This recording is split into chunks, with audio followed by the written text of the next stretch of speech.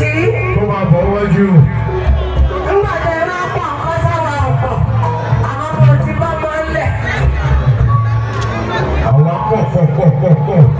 Only look Kishi.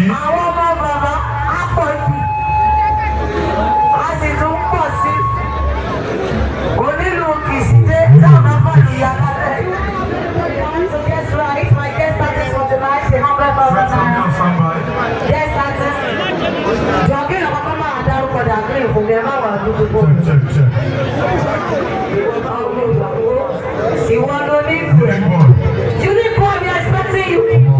You want gay, exotic people. Power is a baby. Alright, if the boy is not available, can we ask for a son? Unique boy. Who wants to guess? No, you are in house, you will know it. Come, what's your name? What's your name? Who is my guest at? Davido.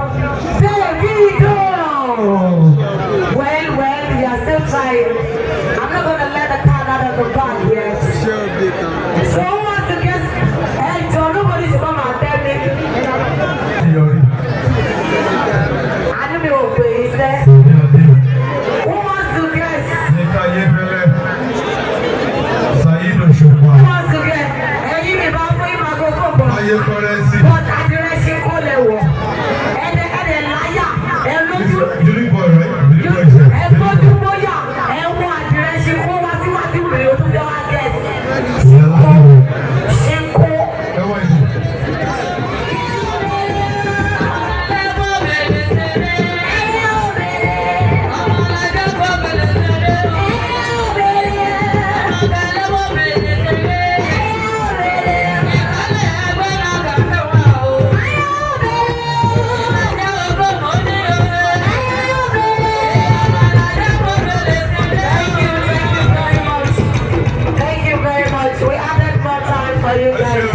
Because of our Olori.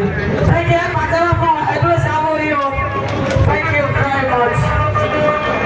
Coming up on now is Unique Boy. Unique. Panel of judges, we are coming back to competition now.